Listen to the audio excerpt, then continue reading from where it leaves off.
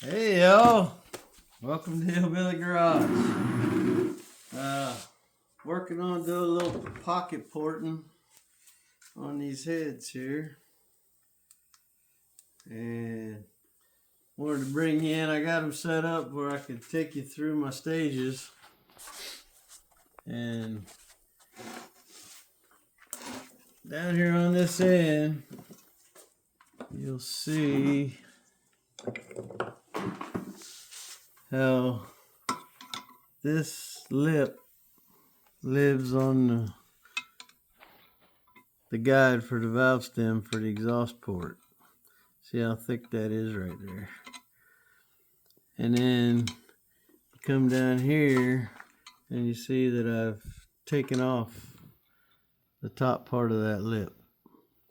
I've tapered it down so that it opens up these edges better, so I can buff those down a little bit. You can see back on this one, you can see how tight that is, and there's that little lip. And the reason that I opened it up some is so that I could get the cartridge roll in there to polish that up pretty good. Now if you look on the intake side, not the screwdriver I wanted to use.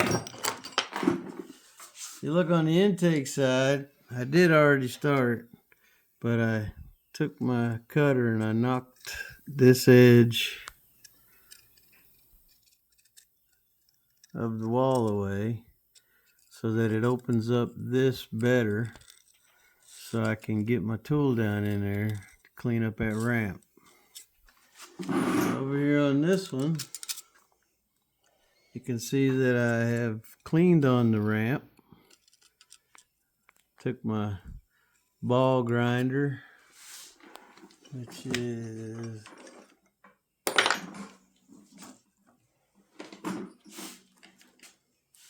here it is. Took my little ball grinder and I went down through the swirl to give it a nice consistent groove, which you can better see right here. I got it to where it goes all the way down, and then I used the ball tip to help clean away some of the casting bump down in here.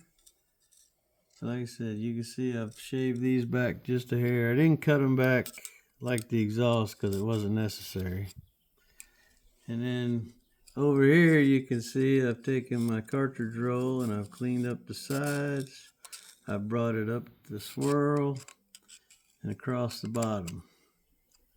Now on the exhaust, like I said, here you can see where I cut down the edge of the guide, and then I took my tip and I tapered in these edges a little bit. And then over on this one, you can see that I've got everything smoothed down with the cartridge roll, and it's a lot smoother all the way back. It's clean all the way through. And then on this last one, what you saw me doing when we opened up is I was using this little buffer, and I'm polishing up all around the bowl so that you can see down in the top, you can see how we got a nice shiny finish. It's pretty smooth. You can see where this ramp is smoothed out, and hopefully that is going to help the exhaust gases get on out of here at a high rate of speed, no pun intended. And working on the swirl ramps, making those a smoother transition, hopefully is going to get fuel in quicker and better. And we're putting a little bit hotter cam in there with a little more duration, so hopefully we're going to be able to make a couple more ponies. I mean, it ain't gonna be no big deal, And a lot of people say, many of you out there might, that swirl heads aren't worth. They're just boat anchors, and that may be true. I don't know. We'll see.